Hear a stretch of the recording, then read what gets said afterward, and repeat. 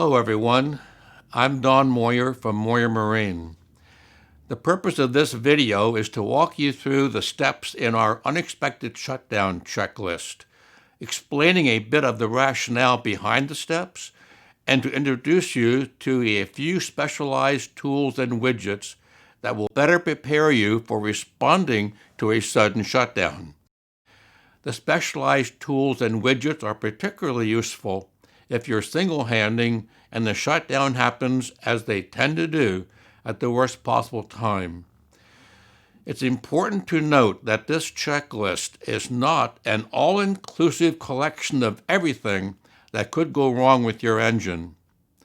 It's simply a systematic approach presented in a cookbook style of checklist for troubleshooting and remediating the engine failures that history tells us are the ones most likely to cause a sudden and unexpected shutdown of your atomic 4. Where appropriate, we will also assist you in making a timely decision to sail or request a tow to the nearest safe harbor in cases where a repair is not feasible while on open water. In general, we try to arrange the failure modes in a decreasing order of likelihood of occurrence, but in some cases, consideration was also given to how easy it is to perform a particular step. For example, Step 7, the first step in the fuel system section, is to remove the fill cap of the fuel tank. Not necessarily because a blockage of the vent line is the most likely cause of a fuel-related shutdown, but because it's so easy to do before moving on to more difficult troubleshooting. So, on to Step 1. The first step in our checklist is closing the raw water through hull. If you follow your first instinct, you might try to quickly restart the engine without first closing the through hull, in which case you'll very likely get engine cooling water back into the engine from the exhaust system. If this happens, you'll end up having to spend an inordinate amount of time removing the water from your combustion chambers before ever starting down the checklist. Reopen the through hull only after the engine, hopefully, is running again. Step 2 is the installation of a remote starter button between the big battery terminal and the smaller S terminal on the rear face of the starter solenoid. Quite a few of the diagnostic steps in the checklist require turning the engine over with the starter. A remote starter button will enable you to operate the starter from the engine compartment. Very important if you're single-handing. Step 3 is the easiest and fastest way to determine if you've lost your ignition system. Remove the coil lead from the middle of the distributor cap and hold it about 1/4 inch or so from the cylinder head while cranking the starter for a second or two with the ignition switch in the on position. With a normal ignition system, you should be able to stretch the secondary arc to at least 1/2 inch. If you confirm a good secondary arc from the coil, the cause of your shutdown is likely not the ignition system. So jump to Step 7, which is the first step in the fuel system. If you do not see a good secondary arc between the coil lead and the head, continue to Step 4. Step 4. Install a jumper wire between the positive terminal of the coil and the big battery terminal on the starter solenoid. This jumper wire will bypass any faulty connection within the entire primary ignition circuit between the engine and the cockpit, including the ignition switch itself. Try to start the engine using the remote starter button if single-handing. If the engine starts, let the jumper wire installed and proceed to a safe harbor, treating the jumper wire just as you would the ignition switch in the cockpit, connecting it to run the engine and removing it to stop the engine. When you get to a safe harbor, troubleshoot and repair the primary ignition circuit. If the engine will still not start with the jumper wire installed, proceed to Step 5. Step 5 is essentially a check of the points or electronic ignition module to see if they are opening and closing the primary circuit between the negative terminal of the coil and ground. Hold a 12-volt test light between the positive and negative terminals of the coil and try to start again, using the remote starter switch if single-handing. If the test light does not illuminate during starter cranking, take a piece of cardboard and clean the contacts of the points, or replace the igniter module in the case of electronic ignition. If the test light then does turn on and off during starter cranking, it would confirm normal operation and closing of the primary ignition circuit, and the engine should start. If the engine will still not start, go to Step 6. Step 6 is to replace the ignition coil. This step completes all reasonable checks you can make of the ignition system while on open water. So if the engine will still not start, you will likely have to sail to a safe harbor or call for a tow. Step 7 assumes that the ignition system is functioning normally and begins the first of 7 fuel system checks. Remove the fill cap from the fuel tank and try to start the engine again.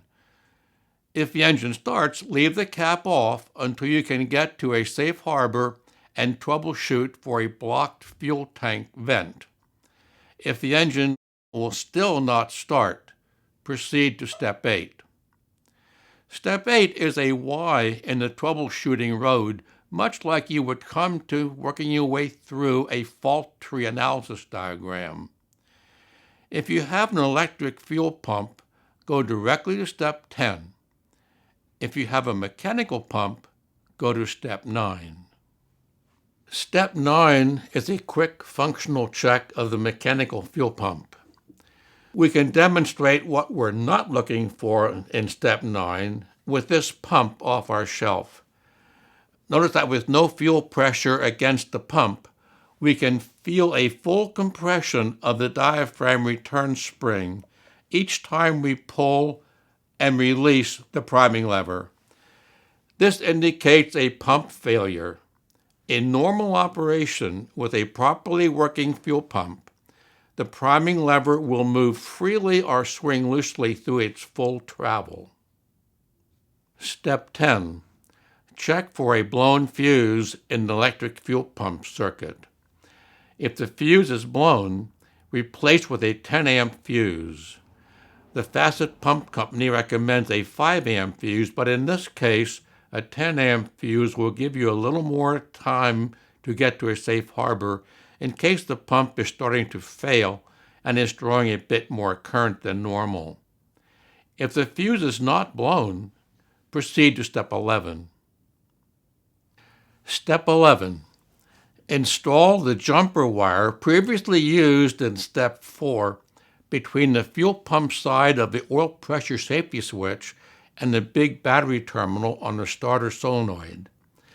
This connection bypasses the oil pressure safety switch, so with the big battery master on, you should hear the fuel pump clicking whenever the jumper wire is installed.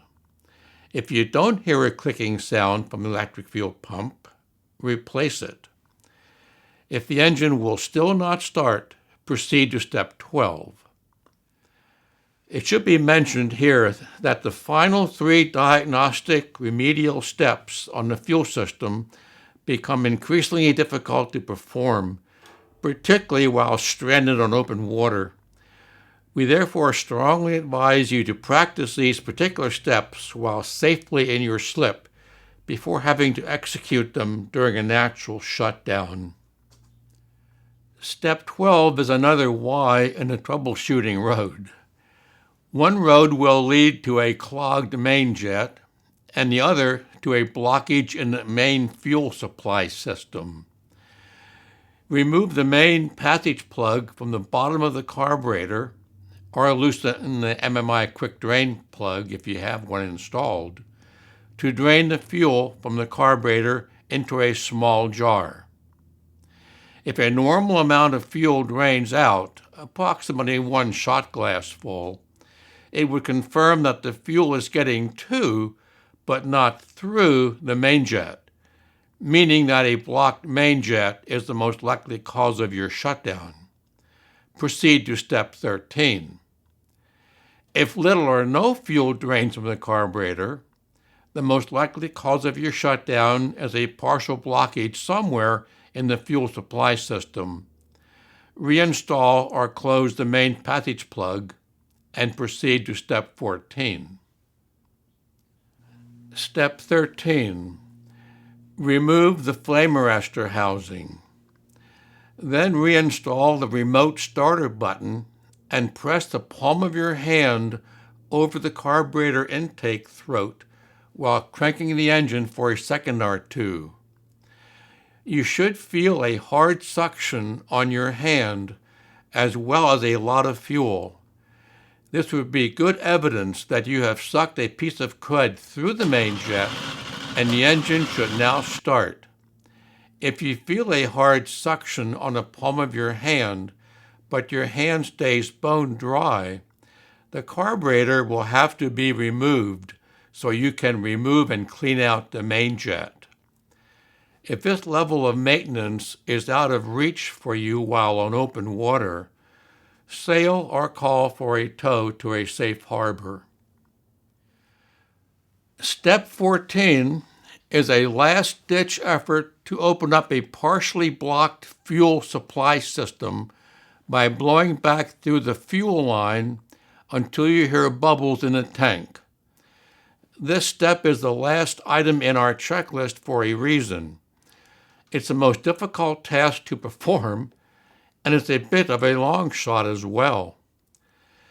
The best place to connect a blowback hose is close to the upstream side of the fuel pump, toward the fuel tank, so that pressure will be delivered through the entire fuel supply system, including a pickup tube in the tank. The best time to install a blowback tube is before you would ever need it, so we include a 3-foot piece of hose in our unexpected shutdown kit, along with a few fittings to plumb it into your system. Each sailboat will present its own set of challenges regarding the specific plumbing configuration that works best, so you will no doubt have to pick up a few additional fittings at your local hardware store to accommodate the fuel supply system on your particular boat. After successfully blowing back through your tank, remove the main passage plug while operating your fuel pump for a few seconds, catching the fuel in a glass jar until the air is out of your system. Then reinstall the main passage plug and operate the pump for 10 or 15 more seconds to reprime the carburetor. If the engine still won't start, sail or call for a tow to a safe harbor. Finally, it's a reasonable question to ask, if I get all the way through this checklist and the engine still won't start, what else can I try? We have had a few reports over the years in which a distributor cap and/or a rotor failed in such a way as to cause quite a sudden shutdown.